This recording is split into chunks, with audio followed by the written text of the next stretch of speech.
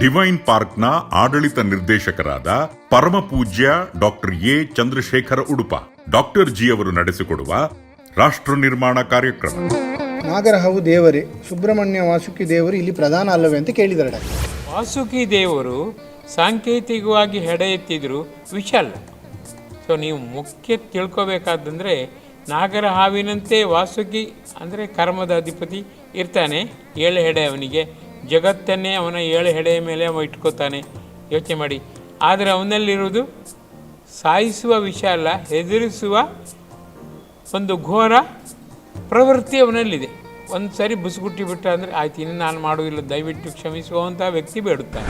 ಉದಾಹರಣೆಗಾಗಿ ನಾಗರಹಾವು ಬಂತು ಹೊರತು ನಾಗರ ಪಂಚಮಿಗೂ ನಾಗರಹಾವಿಗೂ ಸಂಬಂಧವೇ ಇಲ್ಲ. ಅಂದ್ರೆ ಬರ್ಬರ್ತಾ ಅದನ್ನೇ ನಾಗರಾವನೇ ಇಟ್ಕೊಂಡ್ರು, ಉತ್ತವನೇ ಇಟ್ಕೊಂಡ್ರು ಅಂತ ಅದನ್ನು ಬಿಟ್ರು, ನಮ್ಮ ವಾಸುಕಿಯನ್ನು ಬಿಟ್ರು ಅಷ್ಟೇ. ಹಾಗೆ ಭಗವಂತ ಹುಡುಕ್ಲಿಕ್ಕೆ ಬಂದ್ರು ಕೂಡ ಮಗು ಸೋಲೇ ಇಲ್ವಲ್ಲ, ಗೆದ್ದಿದ್ದಿಲ್ಲ, ಬೇಷ್ ಬೇಷ್ ಸದಾ ಕಾಲ ನಿನ್ನೊಂದಿಗೆ ಇರ್ತೇನೆ ನನ್ನ ಮಗು, ನಿನ್ನನ್ನು ಬಿಟ್ಟು ಹೇಗಿರುವುದು ಹೇಳಬೇಕು.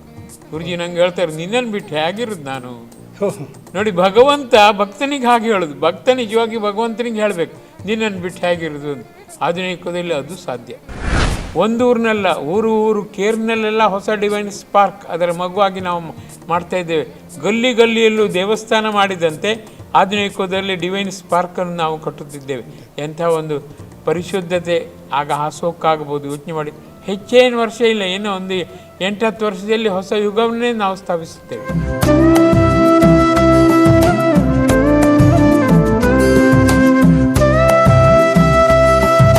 ನಾವು ವಿವೇಕವೀರು ಒಟ್ಟಾಗೋಣ, ಹೊಸ ಒಂದು ಯುಗವನ್ನು ಸ್ಥಾಪಿಸೋಣ. ಸತ್ಯಯುಗ, ಧರ್ಮದ ಯುಗ, ನ್ಯಾಯದ ಯುಗ.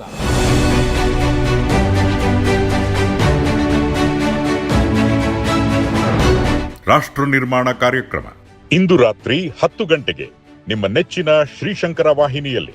ತಪ್ಪದೇ ವೀಕ್ಷಿಸಿ.